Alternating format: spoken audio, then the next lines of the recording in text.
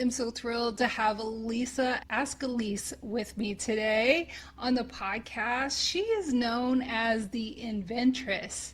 She's a dynamic inventor, an entrepreneur, a mother, and I can't believe you're also a grandmother. You don't look old enough to be a grandmother, who has built multiple ventures dedicated to helping others bring their ideas to life, which can be such a stumbling block for so many of us.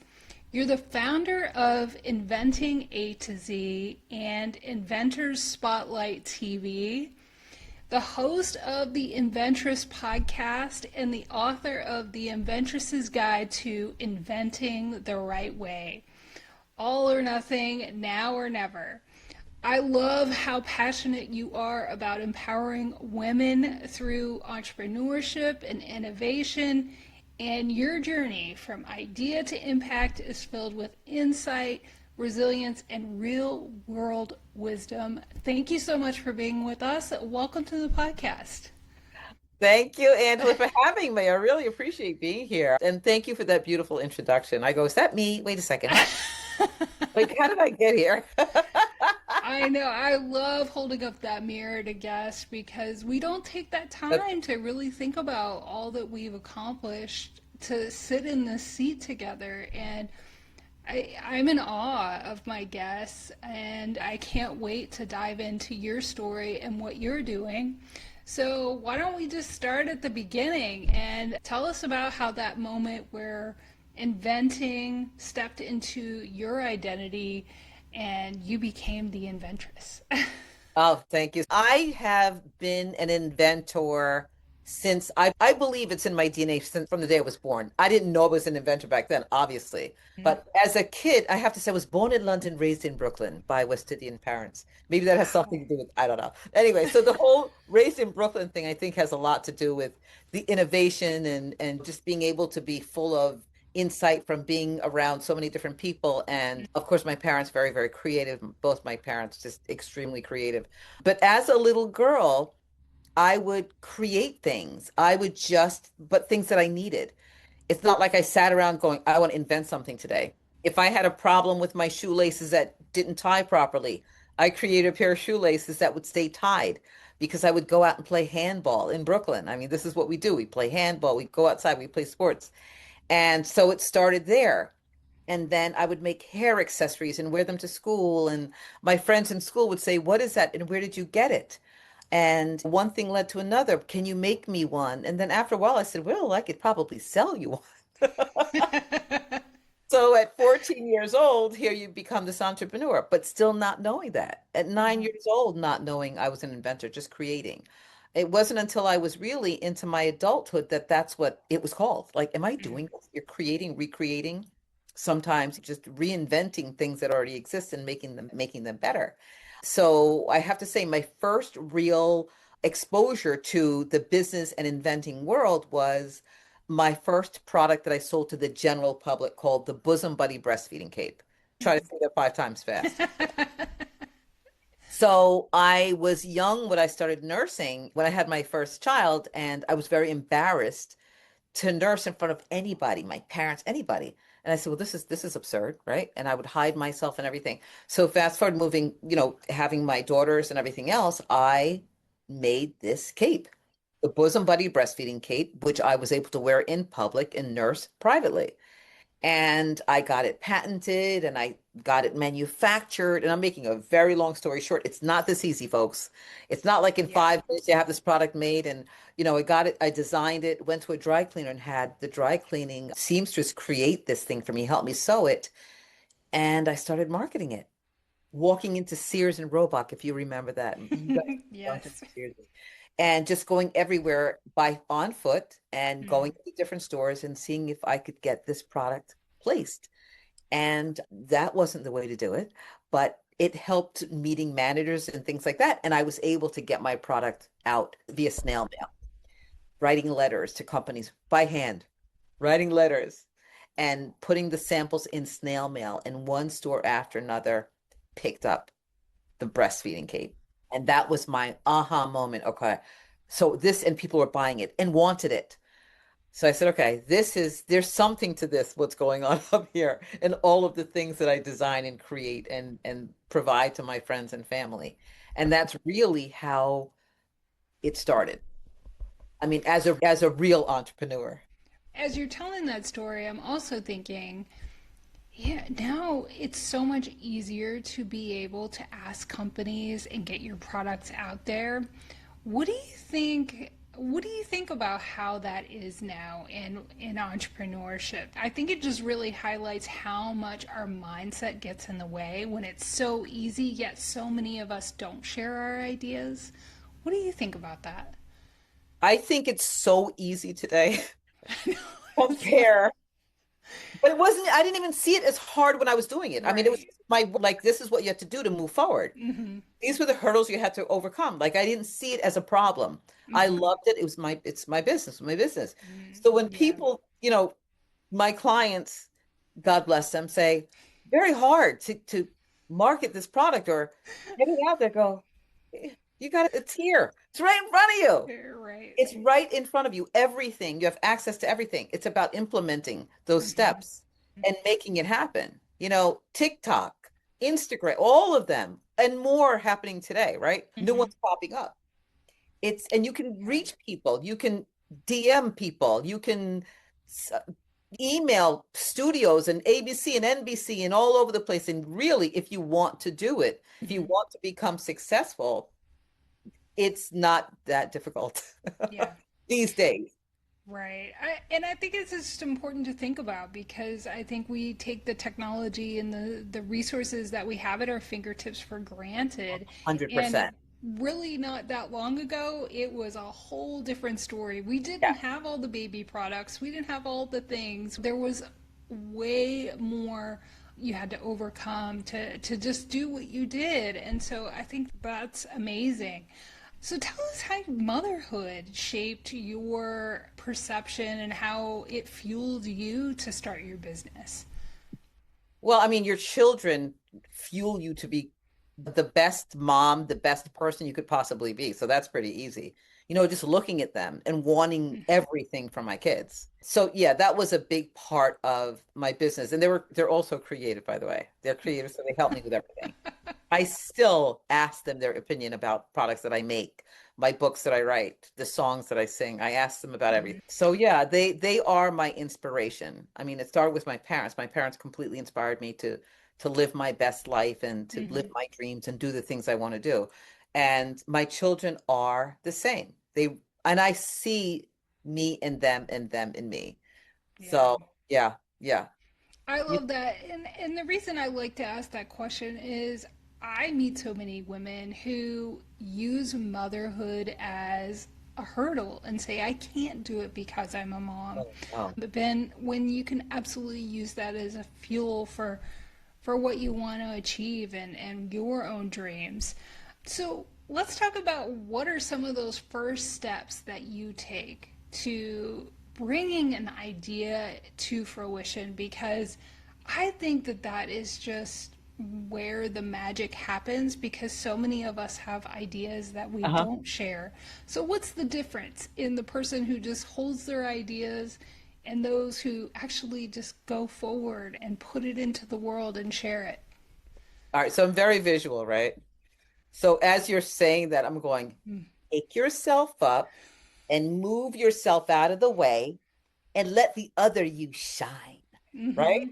And just Mm-hmm. do it because we are our own worst enemies. I can't do it. What? You can't do it? Yes, you can. Move over. So I'll tell you the first easy step, and it's in my book. I'll show you my book. And I love the way you introduced it. I love it. You said the whole thing. Yeah. When I was on ABC 7 and Sandra Bookman says, "Do I have to say the whole thing? All or nothing, now or never?" Oh, yeah, that's so The important. Interesting Guide to Inventing the Right Way, all or nothing, now or never. Mm-hmm. So in the first chapter, I say, name it and claim it. If you name Mm-hmm. it, like you could see this, but if you name it Mm-hmm. and claim it, you've got it. Write it down. I'm giving away $1 million worth of information in that line. Seriously. Yeah. because you don't think like that. Write it down. Are you in love with the product? Do you like it? Is it something that makes sense to the world?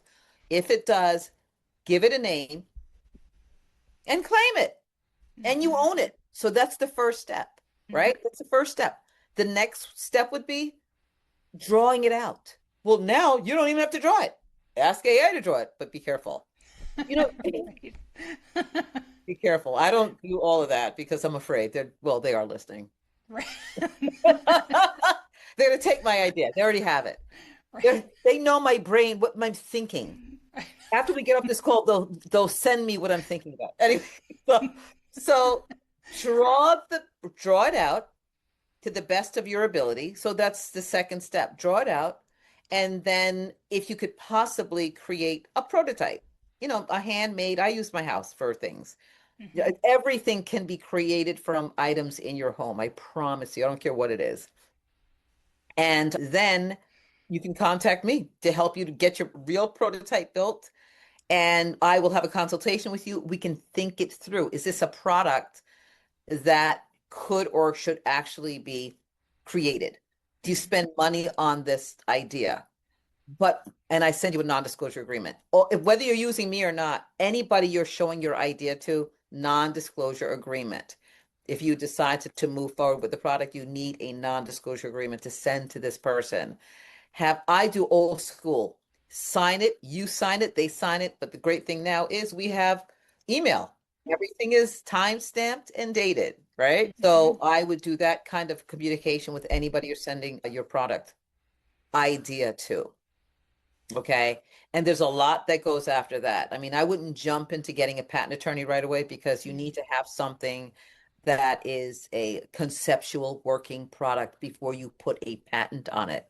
Many people call me up and say, I have an idea. How do I get it patented? Uh-uh, nuh-uh. Because many patent attorneys will just take your idea and put a patent on it, which isn't cheap. If Yeah. it's not functioning and not working Hmm. to me, I would say, let's hold off. Let's make sure it works first, make sure it functions, and then let's talk about doing a patent search and so forth. So there are baby steps, step by step in this book, I step love by that. step, before you even pay me for a consultation.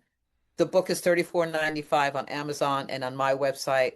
So then my consultations are not free. I would give you a 5 to 10 minute consultation, anybody who comes to you Mm. at no cost Oh, through the wow. podcast. That's very generous. But I just really love that there is this resource that somebody who has an idea can use to start flushing out their idea and their concepts, because I've had inventors on this podcast before who've had like a dream while they were pregnant of, Yes. a tool or something like that. And I think we all get these ideas for a reason.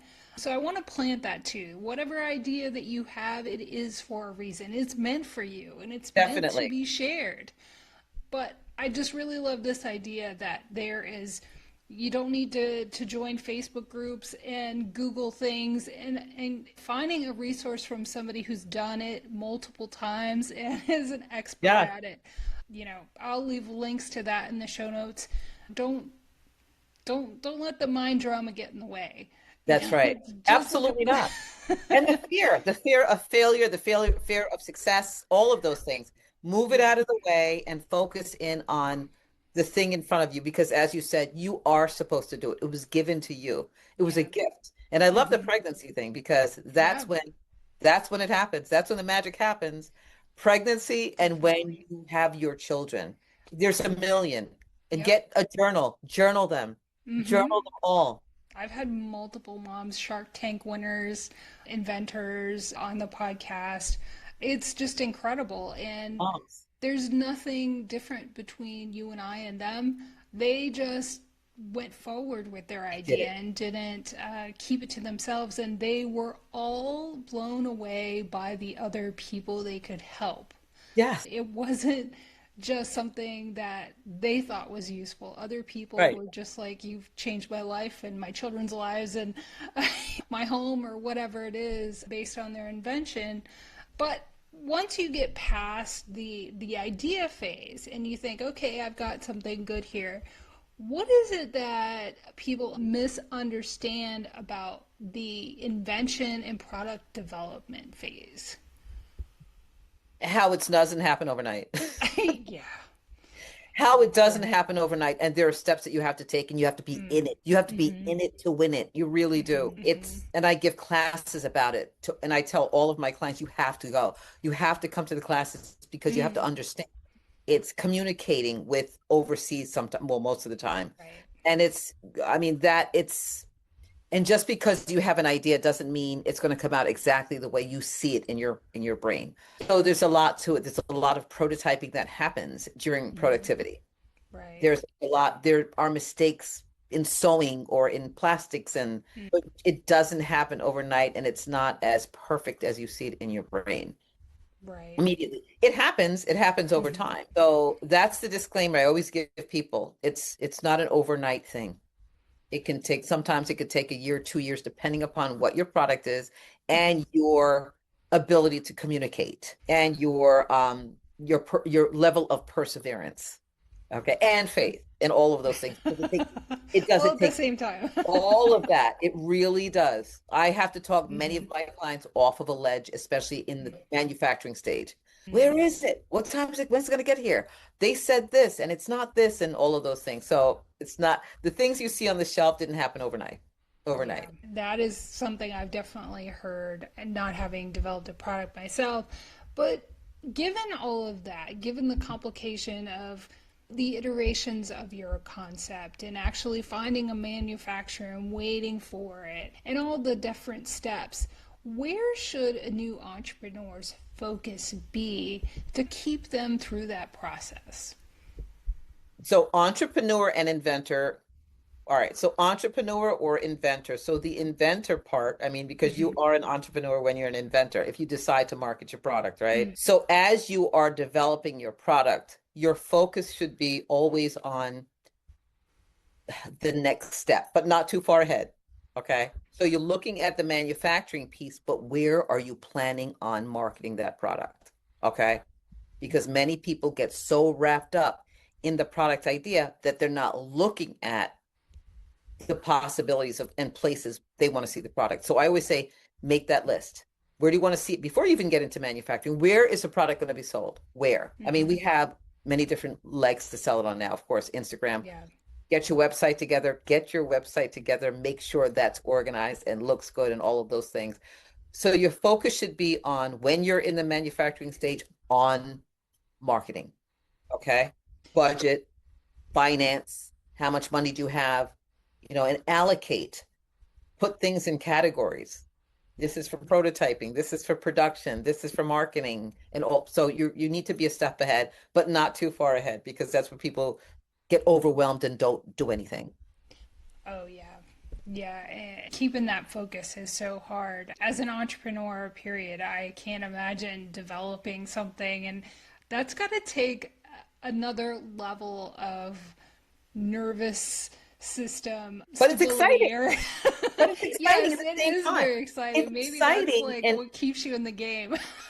I tell journal the journey. I tell everybody, journal your journey. And the reason you journal your journey is so when you get to that panicked, frantic stage, look back in the beginning and see how far you've come.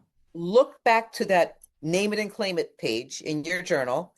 Look at the prototyping stage. Look at where you have now a patent, provisional patent, or you've done a design patent or whatever those things are. Look back at how far you've come and say, wow, I'm actually here. I did it. I think that's an Pat, amazing tip. That's yes. that's Pat really yourself on the great. back. Take a moment to see how far you've come. Yeah, we So so often the don't do that. excitement comes back. Okay. So when you're Right. panicked, look back. We did this. We came this far. We can do the rest. We can do the rest. I love that.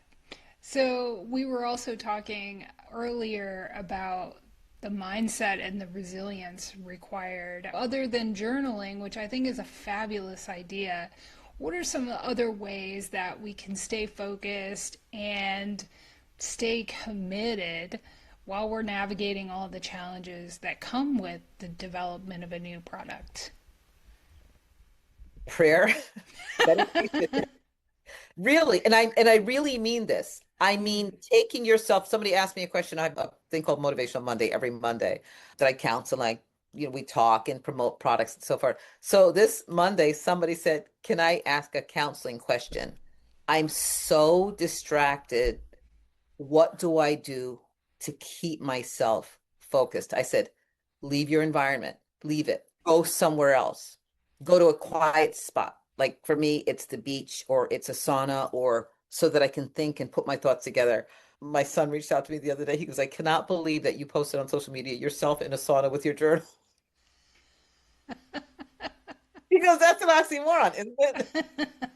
Are you supposed to be relaxing?" I go, "It's my relaxation, but I'm able to think and focus and keep myself on point because I'm not focusing on anything else." It's crazy, but it's me. Well, Or the, that's why, yeah, such great I mean, ideas come in the shower or, shower, right? On or the beach. whatever.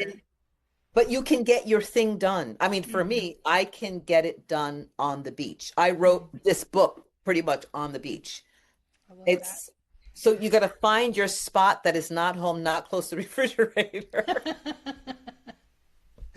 Or the kids howling, the dog howling, and the kids saying, "Mommy, mommy, mommy, mommy." Go to your Mhm. place. Go to your place, your quiet place, and do your thing in order to stay focused there.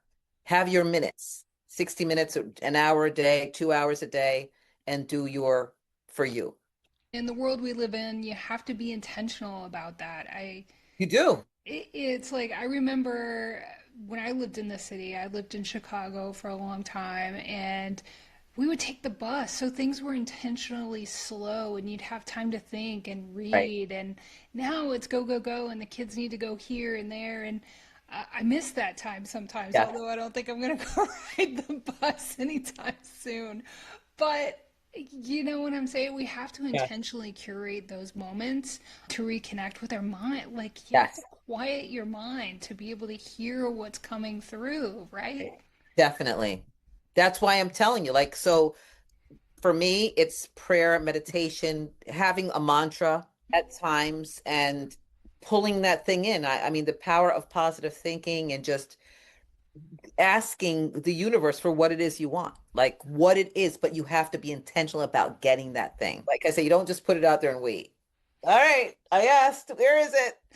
You put it out there and you walk towards that thing, the goal, the product, whatever it is. But mantra, writing it down. One day I said, write it on your wrist so you remember, because there's so many distractions, right? But you have to find a place, find a quiet place to quiet your mind and create in the sauna, Yeah, in the bathtub. right. Well, you touched on it a little bit earlier. I was going to ask you about the meaning behind all or nothing, now or never. But what comes to mind when I say that is I think it's so important you put that in there because someday, maybe never, and we Correct. so often put things off, right? Yeah, tomorrow. Tomorrow. Why are you doing it tomorrow when you can do it today? Right. Why are you putting it off till tomorrow? Because when you think about, I don't know how old your children are, but I know you feel like you just birthed them, just had them. You just had your kid. You just did. And Yeah. in the time frame that those kids were, you carry them until where they are now. It's like that Oh, yeah. in a flash. And I have now my twins, my grand twins are 2 years old, and I think, what was I doing when Gianna was carrying them? What was I doing? And what did I say I was going to get done? And now they're two. What did I not do in 2 years? That 2 years that went by so quickly Yeah. that I said I was going to do. That's Hmm. how I look at things. Like by looking at the kids, what did I say I was going to do? And I still didn't do that thing. Time goes by too quickly to put anything off.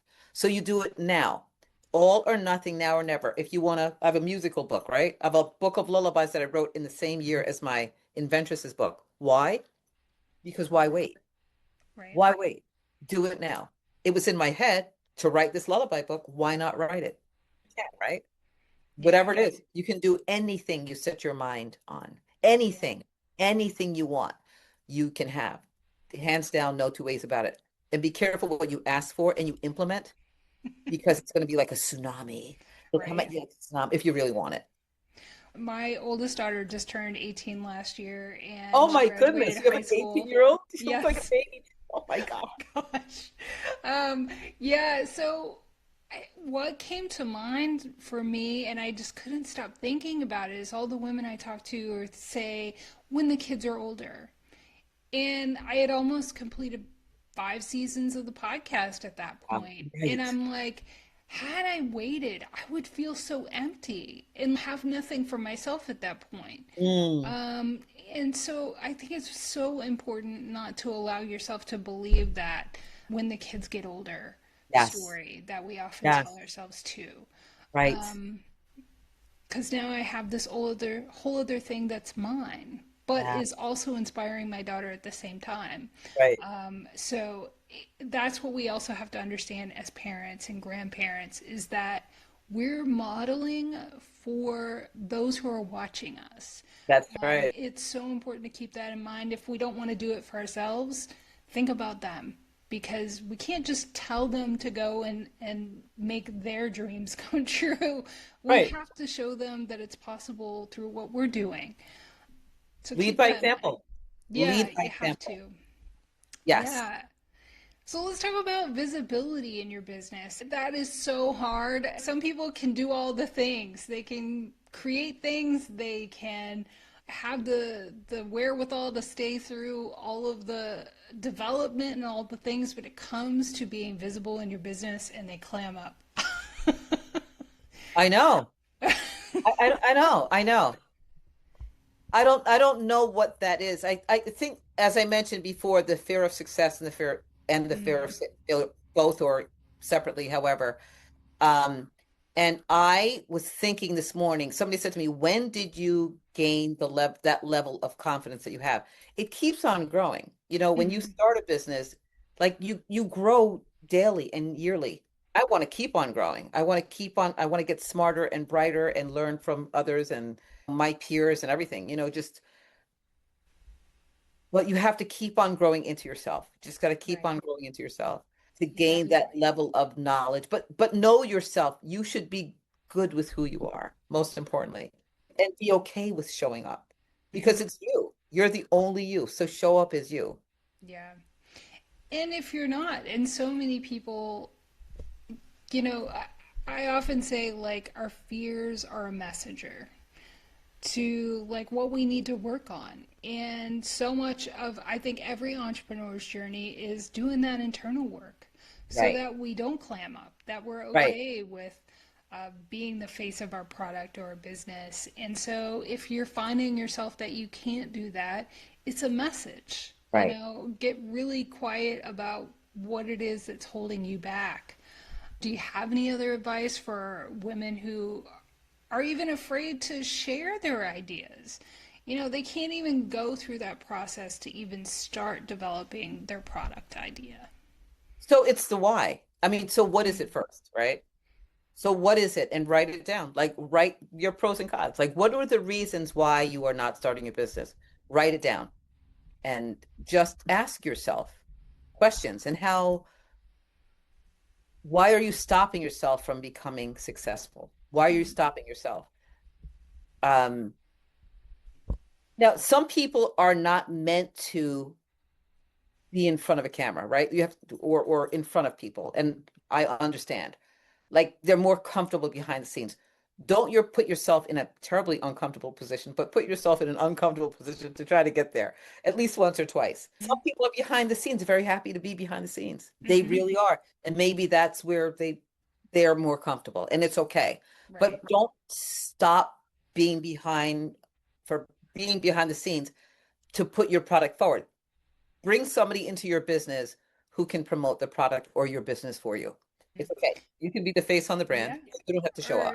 yeah, or even for You don't have me, to be in front. yeah, Right. I had a hard time with that initially, and that Uh-huh. was part of starting one of my podcasts, helped me literally find my voice to then be able to so doing things incrementally, you're not going to change it overnight. Right. You're You not. Yeah, you're not. But the more you, like you said, put yourself in uncomfortable situations and challenge yourself Yeah. and realize people don't think about you and what you're doing half as much as you think they do. Not even a little bit. Not even a little bit. Right.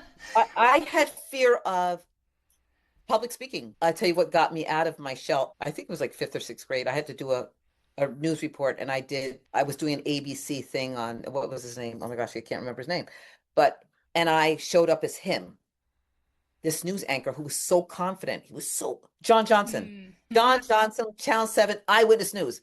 And I looked at him and said, I have to stand up in front of the class and speak. How does he get the confidence to go out on the news and do what he does? And I projected as him, right? It was the most amazing thing. The applause I got from the teacher, and it was like, wait, what? So I can do this too. I don't have to be Mm-hmm. him to do it. I can do it. It Mm-hmm. was my voice. I used my own voice. And little by little, I did different things. I joined Mary Kay when I was 19 years old. And you had to stand up in front of people and speak. Mm-hmm. I was not that person. I was not that person. So little by little, I did put myself in uncomfortable situations in order to be able to stand up and speak because people are not looking at you. They're not looking you up and down. They're taking your information. They're not looking at the dress you're wearing. They're there to listen to your information, your Mm-hmm. advice, your knowledge, the information only you can feed them. That's Mm-hmm. all they're there for. You know? I mean, that's, how they say, look at everybody in the audience like they're naked, so that you can speak. I don't do that because I would No. start cracking up. I'd start cracking up like, oh my God. But I mean, yeah, putting yourself in uncomfortable positions in order to just know that you are okay. You really Mm-hmm. are okay. A little at a time, you're okay. And I always try to also remind the listeners that it's something that can be learned. So many people think, oh, she's just naturally good at that. No, it comes with practice. Yeah, There's so few people who are just naturally born to be a news anchor right. or an actor or something like that. It comes with practice, and there are things that you can learn that can help you get there. So Definitely. just have a growth Definitely. mindset about it.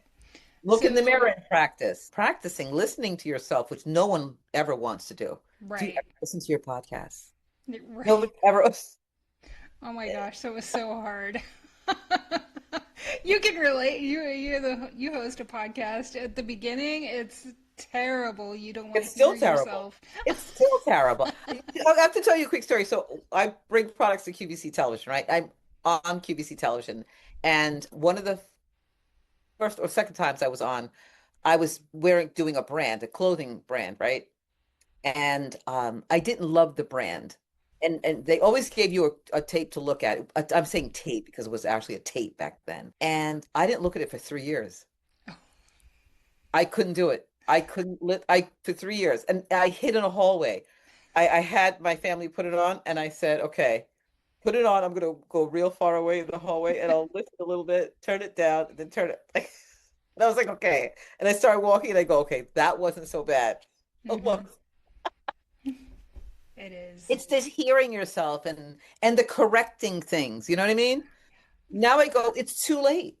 Whatever's out there is too late. You already said it, it's too late. It's over. Let it go. Let it go. Yep, you have to. I know.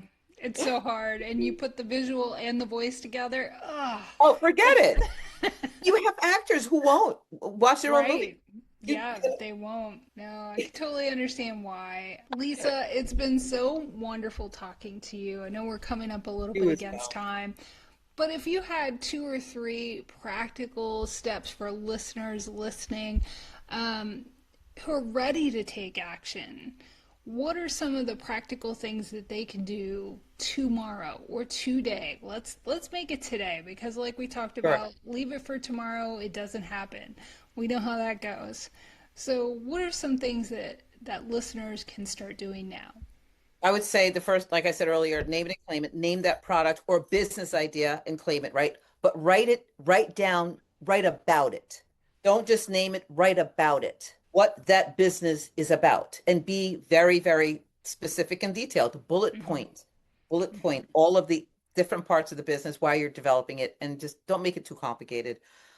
Name it, claim it, write about it, and speak about it. Speak it into existence for yourself. Speak Hmm. it into existence for yourself, and then start taking the steps. And I know you Yeah. don't know the steps, but by speaking with somebody like yourself, having them contact me about invention process or business acumen and how to start, I would be very, very happy to help all of your viewers for a quick consultation at no cost. Because it's been such a pleasure being on your show and great Aw, speaking with you. And I completely thank you. appreciate you. Thank you for being so generous. And talking to women like yourself is exactly why I started this podcast. So, whoever needs to see it and needs somebody to go, it's possible.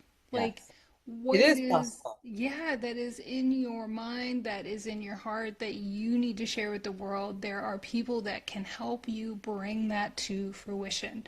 And so I just see myself as the connector, you know? And there are people who actually want to see you succeed. My goal is to see Yes. every single person succeed, everybody, because I know how difficult it was for me when I started. And I didn't have anybody. I didn't Hmm. have that hand Right. to pull me up. I Hmm. didn't have it. And so, and it was really, the struggle was real, but I'm here. How many Hmm. years later, I'm here and now reaching out to other women, inventors, entrepreneurs, because I know how difficult it is. And I say to every single person I help, do me a favor, please lift another person up higher, right? Higher. Right. And when Yeah. when that person reaches the top, don't forget to put your hand down and lift the other and the other and the other. We Yeah. deserve that. As women, we need to be doing that Oh, more and more and absolutely. more. We're Yeah. not here for ourselves. We're not here for ourselves. No, no. I like to remind guests, like, I don't get paid to do these podcast Right. interviews. Like, it is, some people think that I do, or there's some kind of, no. I'm here to just have a platform to share the message for who needs to hear it. And I love that you reminded listeners that there are actually people out there that want to see you succeed, that Yes, is their whole drive and it's passion. real. Because people don't believe that either. Right. No, it's real. People ask me why I do Yeah. Motivation Monday and my podcast. Mm-hmm. Well, why Mm-hmm. are you doing it? Do you get paid for it on Mondays? I go, no. Right. It's, I'm selfishly getting something out of it, right? Mm-hmm. I'm getting the Right. pleasure of helping other people. That's Right. what I'm getting out of it. Right. Yeah. It lifts my heart. It lifts as the sun's going down on me. Right. I know. Well, Lisa, What does before the the sun sun say? goes It's kind of down, setting it. and before we wrap up, tell listeners where they can connect with you and learn more and Sure. get your book. Absolutely. Please, my website is inventingatoz.com. My book is on Amazon, Barnes& and Noble, Lisa Ascolese on all social media platforms. Please follow me on Instagram, _Inventress. But if you go to my website, inventingatoz.com, you will find all of my social media and email me info@inventingatoz.com. I love it. I know I have some imaginative, creative, entrepreneurial listeners that definitely should take advantage of your offer. And I'll leave all those links in the comments. So thank you so much for being on the podcast, Lisa, and sharing your wisdom and insight. I hope listeners take advantage of your time, and I know they learned a lot. So thank you. Thank you. My pleasure. Thank you for having me. Take care.